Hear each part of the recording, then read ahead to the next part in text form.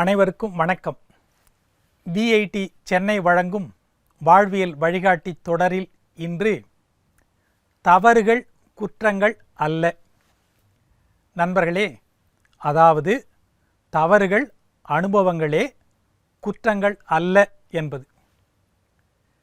வெற்றி என்பதை தயாராக வைத்திருந்து யாரும் நமக்கு தர முடியாது.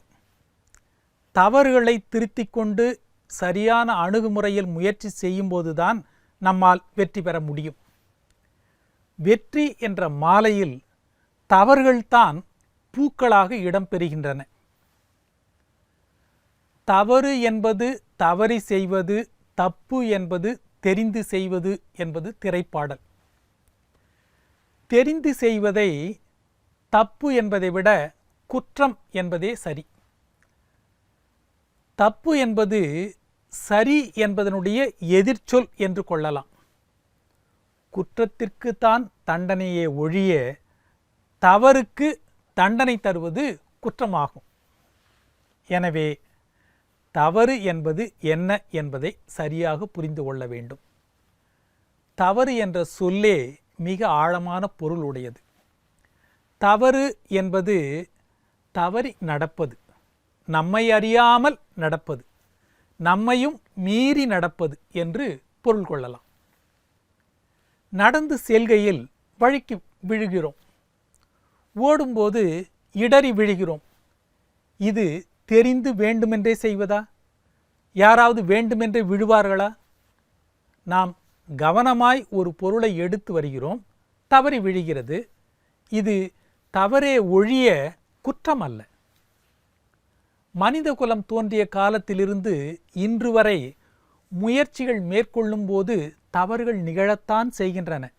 ஆனால் அவற்றிலிருந்து கற்கும் ஒரு படிப்பினைதான் வளர்ச்சிக்கு அடித்தளமாக அமைந்து வருகிறது. அண்ணல் காந்தியடிகள் பள்ளி பருவத்தின் போதே தான் செய்த சிறு தவறை கூட ஒப்புக்கொள்ள தயங்கவில்லை. அவற்றை எழுத்துப்பூர்வமாக அவரது சுயசரிதையில் குறிப்பிடவும் தயங்கவில்லை. அதனால்தான் வெள்ளையர்களின் தவறை சுட்டிக்காட்டி நியாயம் கேட்கும் மன உறுதியை மகாத்மா காந்தியடிகள் பெற்றார். சர்.சி.வி. ராமன், ஜெகதீஷ் சந்திரபோஸ் போன்றவர்கள் தவறு நிகழ்ந்துவிடும் என்று அஞ்சி இருந்தால் புதிய புதிய கண்டுபிடிப்புகள் அவர்களால் எப்படி கொண்டு வந்திருக்க முடியும்?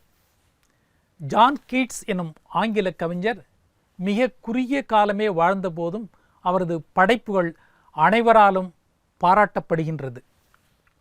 அவர் தனது கவிதைகளை மீண்டும் மீண்டும் படித்து பார்த்து பிழைகளை சரி செய்து கொண்டு தரமான இலக்கியத்தை உலகிற்கு அளித்தார். தவறுகள்தான் சாதனைகளுக்கே அடிப்படை. தவறுகள்தான் சரி என்று சொல்லுகிறோமே, அந்த சரிகளுக்கே தாய்.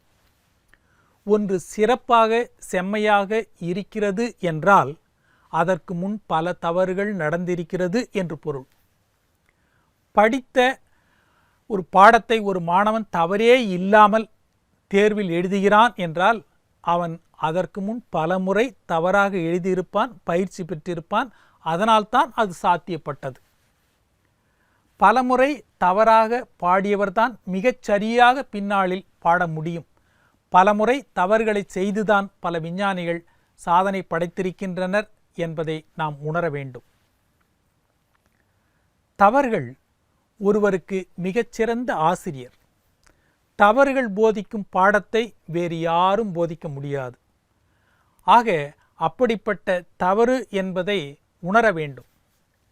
நாடகம் நடிக்கின்றவர்கள் ஏன் ஒத்திகை பார்க்கின்றனர்? தவறுகளை திருத்திக் கொள்ளத்தான்.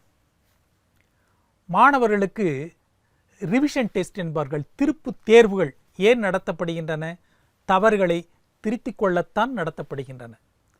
தவறே நிகழக்கூடாது என்று செயல்பட தயங்குகின்றவர்களால் எதையும் செய்ய முடியாது.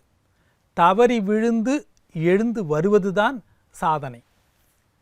எனவே தவறு செய்யும்போது அதை குற்றமாக எண்ணி வருந்தாமல் தவறு செய்ததன் மூலம் சரியான ஒன்றை கற்றுக்கொண்டோம் என்ற மன நிறைவு கொள்ள வேண்டும். தவறுகள்தான் நமக்கு சரியானதை காட்டக்கூடிய ஒரு வழிகாட்டி. எனவே தவறுகள் குற்றங்கள் அல்ல, அது ஒரு வகையான பாடங்கள் தான். மீண்டும் நாளை சந்திப்போம்.